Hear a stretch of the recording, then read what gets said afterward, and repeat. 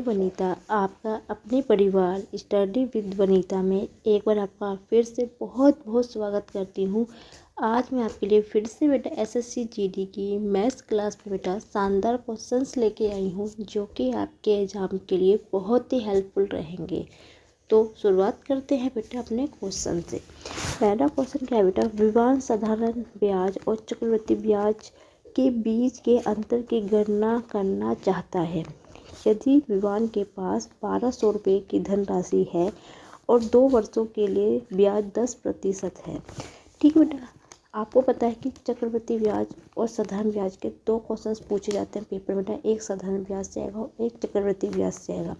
बेटा जब भी आपको इस प्रकार क्वेश्चंस पूछा जाता है तो इसको बेटा कैसे करेंगे, ध्यान से समझेंगे ट्रिक्स से बेटा।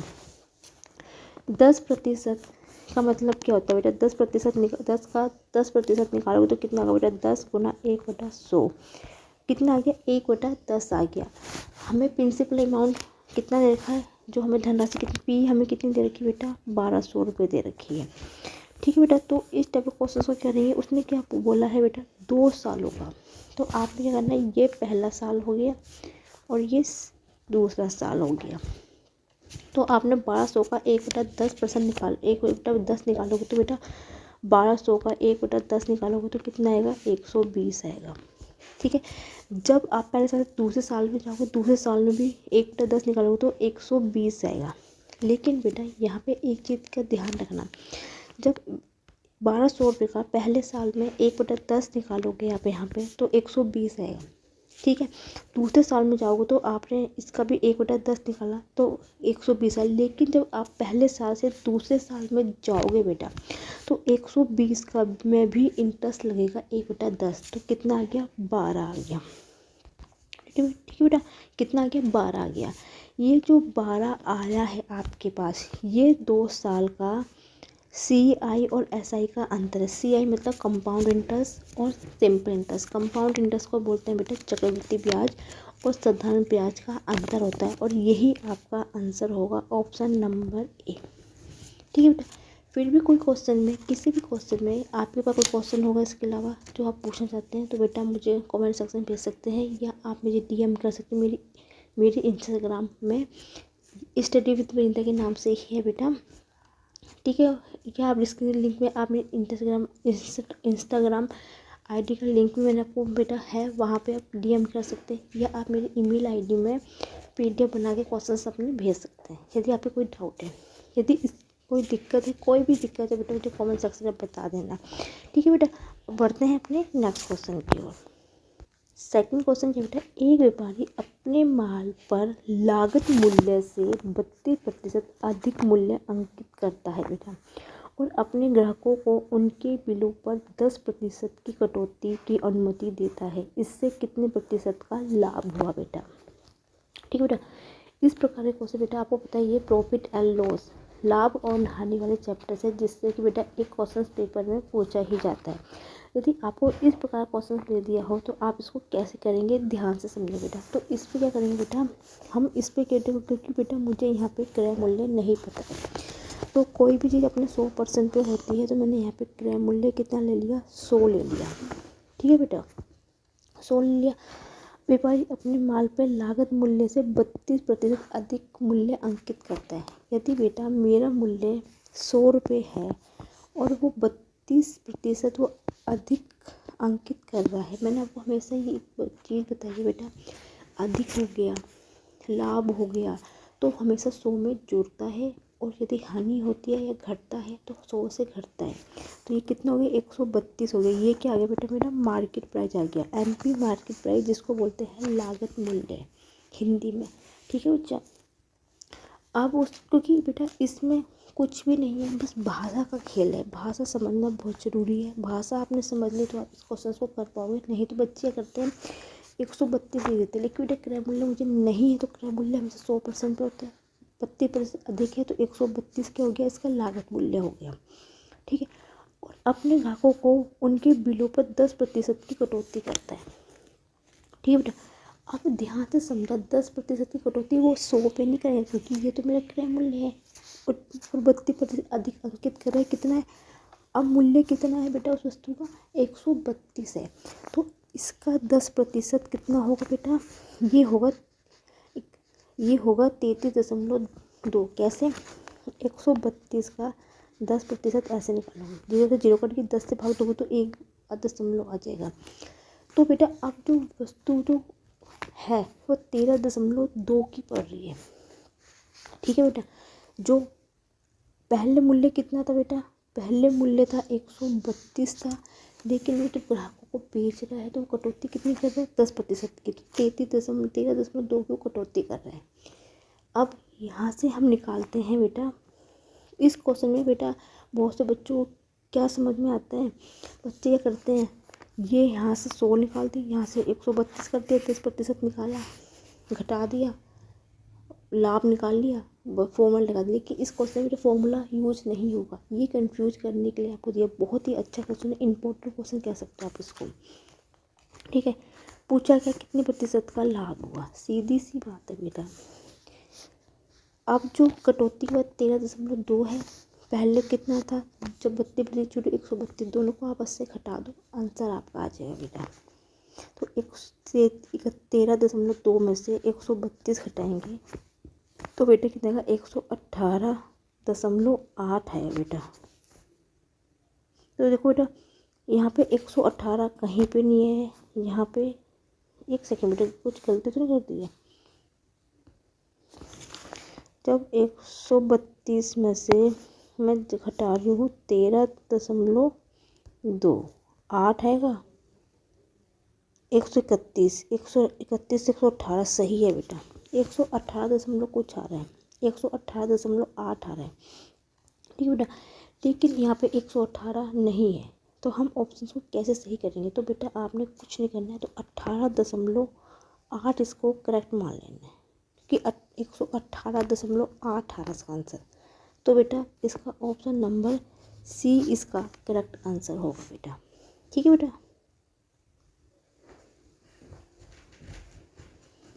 उम्मीद है समझ में आपको आ गया होगा। कोई दिक्कत होगी तो बहुत ही वेरी वेरी इंपॉर्टेंट क्वेश्चन था बेटा ये। कुछ नहीं करना था, आपने क्रय मूल्य देखा, उस पर आपने 100 पे जोड़ दिया, विक्रय वो इसका अंकित मूल्य निकल गया, इसका 10% निकाल दिया, आपस में घटा दिया और आंसर आ गया। क्योंकि यहाँ पे 118 नहीं है तो आप 18.8 पे टिक लगाना।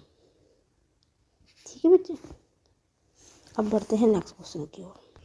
नेक्स्ट क्वेश्चन बेटा, अनिल अकेले किसी कार्य को 15 दिनों में और अमित अकेले इसी कार्य को 20 दिनों में पूरा कर सकता है।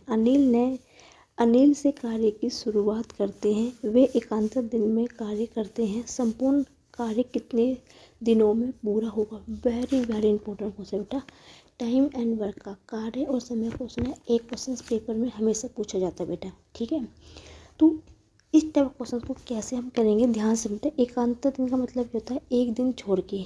यदि अनिल आज कार्य कर रहा है तो अमित आज नहीं करेगा, कल अमित करेगा तो अनिल नहीं करेगा, तो ये एकांतर दिन कार्य होता है, एक दिन छोड़ के बेटा। तो बेटा ध्यान से समझेंगे इस क्वेश्चन को। देखो अनिल कितना कर रहा है बेटा, 15 कर रहा है, अमित कितना कर रहा है बेटा, 20 कर रहा है। ठीक है बेटा, इस क्वेश्चन को एलसीएम मेथड से करेंगे, 15 और 20 का एलसीएम लेंगे तो बेटा कितना आएगा, 60 आएगा। ठीक है, 60 है, ये इनका एक दिन का कार्य निकालेंगे, एक दिन का कार्य निकालेंगे तो 60 को 15 से भागेंगे, 15 चौके 60 हो गया, 20 तिया 60 होते हैं, ये क्या हो गया, इनका एक दिन का कार्य निकल गया। ठीक है बेटा, ये एक दिन का कार्य निकल गया, तो इसका मतलब क्या है, अनिल एक दिन में 4 कार्य कर रहा है और अमित एक दिन में कार्य में कितने कर रहा है, 3 कर रहा है बेटा। ठीक है, अब थोड़ा ध्यान से समझेंगे इस क्वेश्चन को, क्वेश्चन को थोड़ा सा अलग से करेंगे इसको बेटा, क्योंकि ये अनिल है, ये अमित है। ठीक है बेटा, ये एक दिन में 4 कार्य कर रहा है और ये एक दिन में 3 कार्य करेगा। ठीक है बेटा, तो इन दोनों को हम एक दिन के कार्य को हम जोड़ देंगे, दोनों के कार्य को हम जोड़ देंगे एक दिन में, तो कितना हो गया, 4 + 3 कितना हो गया, 7 आ गया। ठीक है बेटा, यहाँ पे कितना आ गया, 7 आ गया। अब बेटा हमें यहाँ पे उस नंबर से गुना करनी है जो ये आया है ना 60, ये क्या कहते हैं, कुल कार्य दक्षता, कार्य क्षमता कहते हैं जिसको हम। तो हमें यहाँ पे उस नंबर से गुना करनी है कि जो कि ये जो 60 है इसके पास आ जाए या पूरा 60 आ जाए या इसके आसपास है, लेकिन इससे ज़्यादा नहीं आ चाहिए। देखो बेटा 7 के टेबल में कभी भी 7 नहीं आता है, ठीक है। तो 7 अट्ठे 56 होता है, 7 निम 63 होता है। 63 ज़्यादा होगा तो 7 अट्ठे 56, ये कितना हो गया 56 हो गया बेटा, ठीक है बेटा। कितना हो गया 56 हो गया। हमें इनका एक कार्य को जोड़ दिया, फिर हमने उस नंबर से हम गुना करने, या पूरा पूरा चले जाए, उससे ऊपर नहीं जाना चाहिए, उससे कम हो सकता है, ठीक है। 56 आ गया।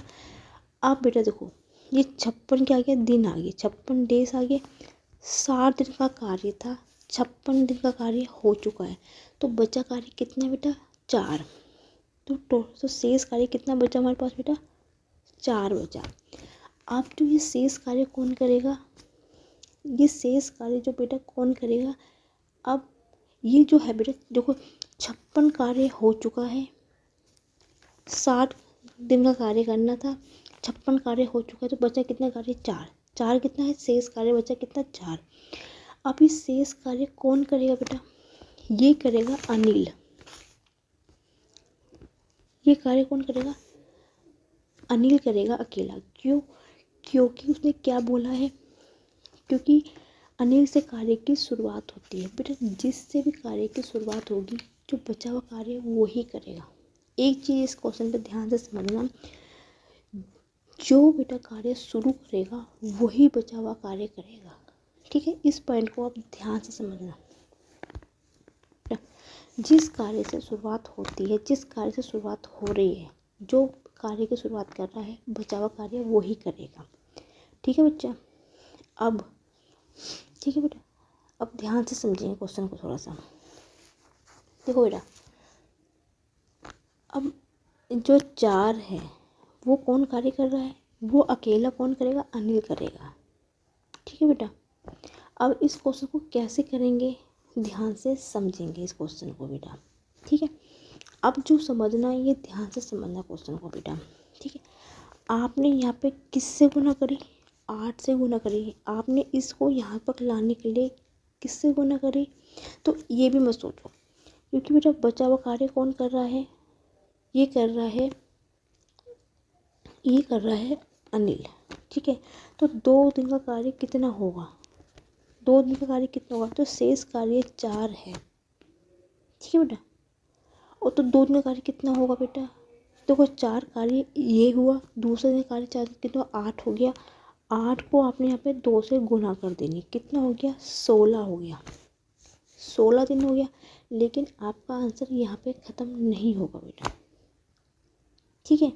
यदि आपको यहाँ पे ये चीज़ समझ में नहीं आई तो 8 कैसे है, तो आप बस इतना ध्यान रखिए, जहाँ पे इस नंबर से यहाँ पे गुना हुई है, जहाँ पे इस नंबर से गुना हुई है, जहाँ पे इस नंबर से गुना हुई है बेटा, उस नंबर को 2 दिन के कार्य से हम गुना कर देंगे, तो 8 दूनी 16 हो गया, ठीक है बेटा। अब उसने बोला कि संपूर्ण कार्य कितने दिनों में पूरा होगा, तो आपने क्या करना है बेटा, क्योंकि यहाँ पे एकांतर दिन की बात की जा रही है, तो यहाँ पे आपने 1 जोड़ देना है, तो कितना हो गया 17 दिन का करेक्ट आंसर हो गया। ऑप्शन नंबर बी इसका करेक्ट आंसर बेटा। बहुत ही इंपॉर्टेंट क्वेश्चन बेटा, जो कि पेपर में पूछा भी जाता है बेटा ये, ठीक है। बहुत ही प्यारा क्वेश्चन था। कोई भी दिक्कत आएगी किसी भी कोई प्रकार से क्वेश्चन, बेटा मेरी पूरी कोशिश रहती है कि मैं आपको 0 लेवल समझाऊँ कि आपको हर एक पॉइंट समझ में आए। फिर भी आपको किसी भी प्रकार की कोई भी दिक्कत होगी तो मुझे कमेंट सेक्शन में लिख के बता देना बेटा। नेक्स्ट वीडियो में सबसे पहले मैं आपके सारे डाउट क्लियर करूँगी, ठीक है बेटा। अब बढ़ते हैं नेक्स्ट क्वेश्चन की ओर। नेक्स्ट क्वेश्चन है बेटा, 16 व्यक्तियों को निर्माण पूरा करने में 35 दिन लगते हैं। ठीक उसी कार्य को बेटा यहाँ पे ना कुछ टाइपिंग, हाँ यहाँ पे ना ये 28 था बेटा, तो मिस्टेक प्रिंट नहीं हुआ बेटा ये, ठीक है। उसी कार्य को 28 व्यक्ति कितने दिनों में पूरा करेंगे। जब भी आपसे कोई इस प्रकार क्वेश्चन पूछी जाएगी, इतने व्यक्ति निर्माण पूरा करने में इतना दिन लगाएंगे, उसी कार्य को इतने व्यक्ति कितने दिनों में पूरा करेंगे। कुछ नहीं करना बेटा, 16 व्यक्ति 35 दिनों में कर रहे हैं, तो 28 दिन में कितने व्यक्ति एक्स मान लो आप, ठीक है बेटा। 7 चौके 28, 7 पंजे 35, 4 चौके 16, 5 चौके 20। ऑप्शन नंबर बी इसका करेक्ट आंसर है बेटा। कुछ नहीं करना इस क्वेश्चन में। M1 D1 बराबर M2 D2 वाला फॉर्मूला लगा देना, आंसर आपका आ जाएगा बेटा। ठीक है बेटा, अब बढ़ते हैं अपने नेक्स्ट क्वेश्चन की ओर।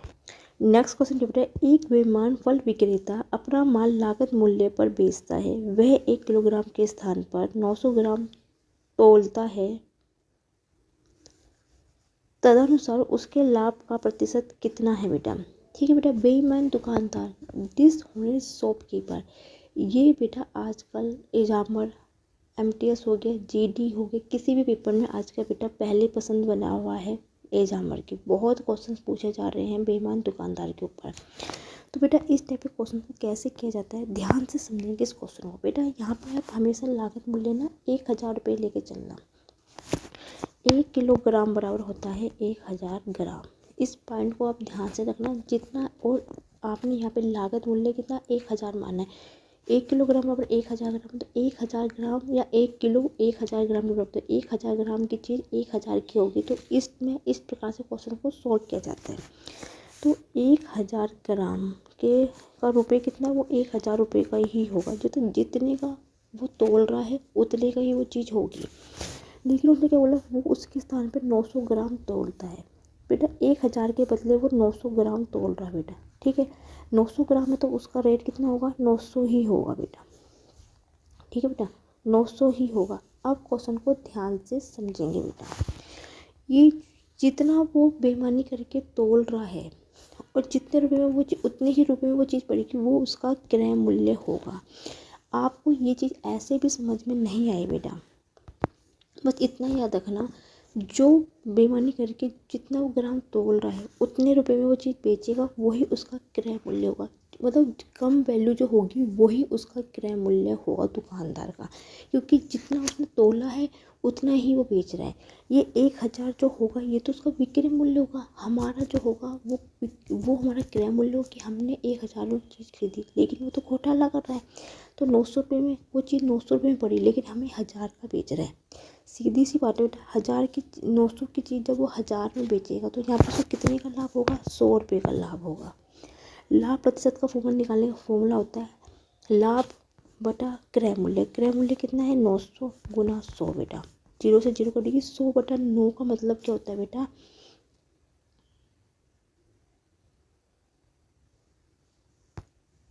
बेटा मुझे ऐसा क्यों लग रहा है कि ये जो ये आंसर टाइपिंग किए हुए हैं ये तीनों ही गलत है। इसका आंसर 2 तरीके से आएगा। यदि आपसे सही में पूछा होगा तो ये बेटा 100/9 का मतलब होता है 11 सही 1/9%। ठीक है, यदि आपसे सही में पूछा गया, यदि पॉइंट में पूछा गया है 9 एकम 9 10 9 एकम 9 9 एकम 9 11.1111 आएगा। ठीक है, वैसे इस टाइप क्वेश्चन में सही पूछा तो सही में आएगा 9 से ये बेटा 9% होगा। ये जितने ऑप्शन है बेटा ये तीनों गलत है। ये टाइपिंग मिस्टेक हुई है क्वेश्चंस में, आंसर में, तो और कुछ नहीं है। बस आप मेथड देखिए कि मेथड आपको मेथड में समझना है मेन तो। ठीक है बेटा, अब बढ़ते हैं नेक्स्ट क्वेश्चन की ओर। नेक्स्ट क्वेश्चन बेटा 63:27 समानुपाती x अनुपात 11। बेटा जब भी इस प्रकार क्वेश्चन दे रखा होगा आपको, या आपसे कभी ये भी पूछ सकता है कि चतुर्थ अनुपाती निकालिए, या आपसे सीधा ये दे रखी हो 4 संख्या दे रखी, 3 संख्या दे रखी हो और 1 संख्या निकालनी हो, चतुर्थ अनुपाती आपसे पूछा करा हो, या इस प्रकार से पूछो कि x का मान निकालिए। तो बेटा इसका सीधा तरीका क्या होता है, देखो इसके 2 तरीके होते हैं। या बाहर वाले पदों का गुणनफल बराबर होता है अंदर वाले पदों के गुणनफल के, या a/b बराबर हो गया c/d। पहला पद बटा दूसरा पद बराबर तीसरा पद बटा चौथा पद, या पहला पद गुना चौथा पद दूसरा पद गुना तीसरा पद। वही बात है जैसे आपको ठीक लगता है बेटा। ठीक है, आप इसे लिख सकते हो, या बाहर वाले पदों का a × d बराबर b × c। आपको जो सा मेथड ठीक लगेगा आप उस वाले मेथड का फॉर्मूला लगा के इसको सॉल्व कर लेना। ठीक है, तो 63/27 हो गया बराबर हो गया x/11। काटेंगे 3 दूनी 6 3 कम 3 3 दूनी 27 3 7 21 3 3 9 हो गया। ठीक, कटेगा नहीं, पॉइंट में आएगा। 11 7 77 हो गया। 77/3 x की वैल्यू सही में आएगी। नीचे 3 आ रहा है। ठीक है, तो मुझे पता है 3 ऑप्शन सिर्फ ए और बी में है, बी और डी में नहीं है। जो मेरा आंसर आएगा वो आएगा किस में आएगा, या पहला आएगा या सेकंड आएगा। ठीक है बेटा, ठीक है, ठीक है बेटा। तो कितना हो, 77/3 हो गया। 3 3 दूनी 6, 3 पंजे 15, ये तो 25 आ रहा है बेटा। तो 18 2/3, 25 से 2/3 आ रहा है बेटा। तो यहाँ पे ना टाइपिंग मिस्टेक हुई है, ये 2/3 होगा बेटा। ऑप्शन नंबर सी होगा इसका करेक्ट आंसर। 25 से 2/3 आ रहा है, क्योंकि आज क्या बात है, आज मैंने आज एक टाइपिंग मिस्टेक बहुत हो गई है आज आंसर में। लेकिन बेटा मैं आपको बोल ही रही हूँ, सिर्फ मेथड समझिए। आंसर में चाहे कुछ भी लिखा हो उससे आप यहाँ पे मत समझिए, लेकिन आपको सिर्फ मेन जो है आपका मकसद है सिर्फ मेथड समझिए। ठीक है, टाइपिंग मिस्टेक हो गई है, ये टाइपिंग मिस्टेक हो रखी है यहाँ पे। तो ऑप्शन नंबर सी इसका करेक्ट आंसर होगा, 25 सही 2/3। ठीक है बेटा, बढ़ते हैं नेक्स्ट क्वेश्चन की ओर। नेक्स्ट क्वेश्चन क्या बेटा, ₹4,000 की राशि पर x% की दर से 3 वर्षों का साधारण ब्याज ₹5,000 की राशि पर 12% की दर से 2 वर्षों के बराबर है। x का मान बताइए। उसका है ये बेटा चक्रवृद्धि ब्याज, साधारण ब्याज के। मैंने आपको बताया था कि 2 क्वेश्चन पूछे जाते हैं, तो ये बेटा साधारण ब्याज का है। तो इसका कुछ नहीं था बेटा, सीधा फॉर्मूला लगाना। साधारण ब्याज होता है PRT/100, वैल्यू पुट करना, आंसर आ जाएगा। ठीक है बेटा, कैसे देखो कैसे करेंगे, थोड़ा ध्यान से समझेंगे इस क्वेश्चन को बेटा। ठीक है बेटा, ध्यान से समझेंगे। देखो इसने बोला 4,000 की राशि पर 3 वर्षों का इतना है, ये पहला क्वेश्चन यहाँ तक है। 4,000 की राशि पर x% की 3 वर्षों का साधारण ब्याज, ठीक है बेटा, ये इतना है, ये एक अलग लाइन है, ये एक स्टेटमेंट है। फिर 5,000 की राशि पर 12% की दर से 2 वर्षों के बराबर है, ये दोनों बराबर है, तो ये 2 स्टेटमेंट है। तो पहले में p कितना है बेटा 4,000 है, r कितना है 3 है, दर कितनी दे रखी बेटा x दे रखी बटा 100। दूसरे पर ये क्योंकि इसने बोला हुआ है कि इसके बराबर है। 5,000 गुना कितने वर्ष है, दर कितनी है 12 है, दर और वो कितनी है बेटा 10, दर कितनी है यहाँ पे 2 है बटा 100 हो गया। 0 से 0 कट गया, 3 0 से 3 0 कट गया, 3 चौके 12 हो गया बेटा, 4 से 4 कट गया। तो 5 दूनी 10, 10% के बराबर होगा। ऑप्शन नंबर ए इसका करेक्ट आंसर है बेटा। कुछ नहीं था, फॉर्मूला से दोनों को बराबर करने थे, वैल्यू पुट करनी थी, एक्स की वैल्यू निकालनी है बेटा। कोई दिक्कत है, कोई प्रॉब्लम है तो मुझे बेटा बता।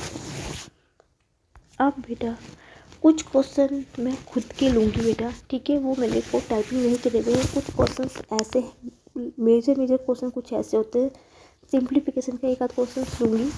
यदि बेटा आपको इस टाइप का क्वेश्चन पूछ लिया जाए, सरल कीजिए 99 सही 42/49 गुना 49। आपको कोई ऐसी संख्या दे रखी हो बेटा जहाँ पे इसके हर में और अंश में बराबर बराबर हो। ठीक है, आपको पता है कि अंश बटा हर होता है, भिन्न भिन्न जो होती है अंश और हर के रूप में होती है। तो यहाँ पे सही एक जैसी हो, यहाँ भी एक जैसी हो, तो इसका आंसर निकालने की ट्रिक बताती हूँ। देखो यहाँ 49 है, यहाँ 49 है, तो आपने 49 लिख देना है। यहाँ पे देखेंगे 9 कितनी बार है, 9 2 बार है, तो 0 लगा देंगे और आपका आंसर आ जाएगा बेटा। ठीक है बेटा, कुछ नहीं करना, जितने 9 होंगे 3 9 होंगे तो 3 0, जितने 9 होंगे जितने यहाँ पे रिपीट किए जाएंगे उतनी 0 आप यहाँ पे लगा देना बेटा, ये आपका आंसर यहाँ पे आ जाएगा। ठीक है, कुछ क्वेश्चन और लेती हूँ मैं बेटा। छोटे छोटे क्वेश्चन हैं जो कि पूछे जाते हैं और आपको क्वेश्चंस नहीं समझ में आते, ये ट्रिक्स है बेटा। अब एक क्वेश्चन हो रहा है, योगफल ज्ञात कीजिए। 999 प्लस का 9 9 प्लस का 9 इक्वल की वैल्यू निकालनी है और पूछा क्या आपसे योगफल। तो इसके ट्रिक्स क्या होते हैं बेटा, वो निकालने का तरीका मैं आपको बताऊँगी बेटा। यहाँ पे देखो 9 कितनी बार है, 3 बार है, 3 से गुना कर देंगे तो कितना हो गया 9 3 27 हो गया बेटा। ठीक है, जो ये 7 है ना उसको आपने यहाँ पे लिख देना है। ठीक है बेटा, अब यहाँ पे 9 कितनी बार है 2 बार, तो 9 के गुना 2 बार कर देंगे तो 9 दूनी 18 हो गया बेटा। ठीक है, अब आपने क्या करना है, यहाँ पे 8 नहीं लिखना है, ये जो बचा हुआ ये 2 है आगे का, तो 18 में आपने क्या करना है 2 जोड़ देना है, तो कितना हो गया 20 आ गया। जो इसका जो 20 का 0 है यहाँ पर लिख देना है, तो इकाई के अंक लिखने हैं। अब 9 कितनी बार है, 1 बार है, 9 एकम 9 बेटा, 9 एकम 9, ठीक है। अब यहाँ पे नंबर कितना बचा 2, तो 2 यहाँ पे जोड़ देंगे 11। इसके आगे कोई संख्या है नहीं तो यहाँ पे 11 लिख देंगे और यही आपका करेक्ट आंसर होगा बेटा, ठीक है। सिंप्लीफिकेशन के कुछ क्वेश्चन हैं जो पूछे जाते हैं बेटा एग्जाम में और आपको नहीं समझ में आते, तो ये एक ट्रिक्स होती है इनको निकालने की बेटा। थोड़े से क्वेश्चन और लेती हूँ बेटा। एक क्वेश्चन और था बेटा, एक संख्या दे रखी, ठीक है। यदि संख्या दे रखी 7 9 6 5 6 एक्स दे रखा है, ठीक है। ये एक संख्या दे रखी हो, आपसे किसी प्रकार क्वेश्चन दे रखा हो, यदि संख्या दे रखी है 7 9 6 5 6 एक्स, कोई भी संख्या दे रखी हो तो उसमें बोला कि 9 से विभाज्य है, मतलब 9 से ये क्या है बेटा विभाज्य है। तो आपसे x की वैल्यू पूछी गई है बेटा।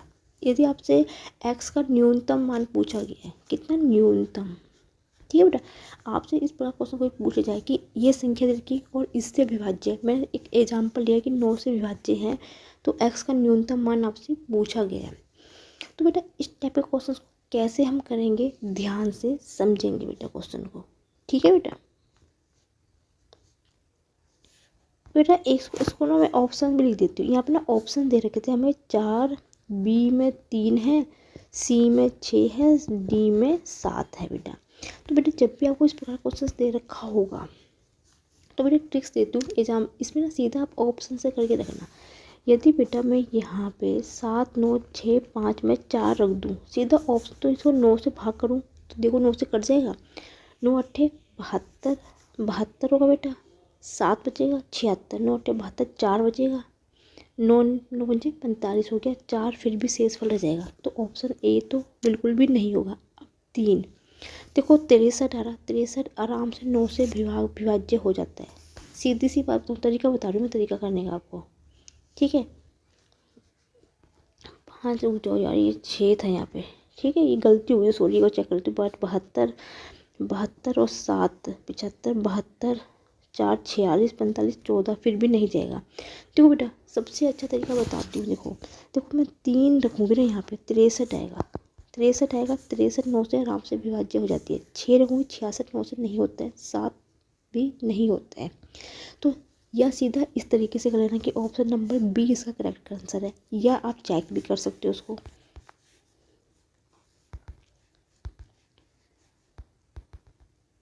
तरीका मैंने आपको बता ही दिया बेटा, ये कैसे 7 9 6 5 6, ये आपको डिवाइडर रूल पता होना चाहिए। डिवाइडर रूल मतलब क्या होता है, जो भाग करने के नियम होते हैं।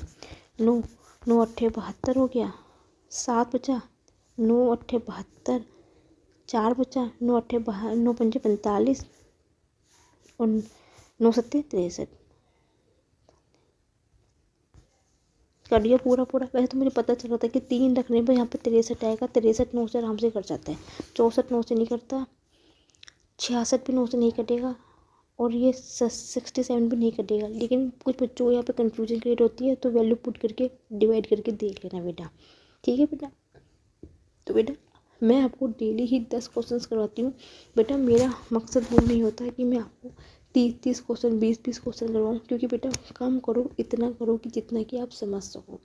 ये नहीं कि डेली 20 क्वेश्चन कर रहे हो आप, मेरा है कम करो लेकिन इतना करो कि जितना कि आपको कि कोई किसी कितने समय बाद भी आपसे पूछे तो आपको बेटा वो क्वेश्चंस आने चाहिए।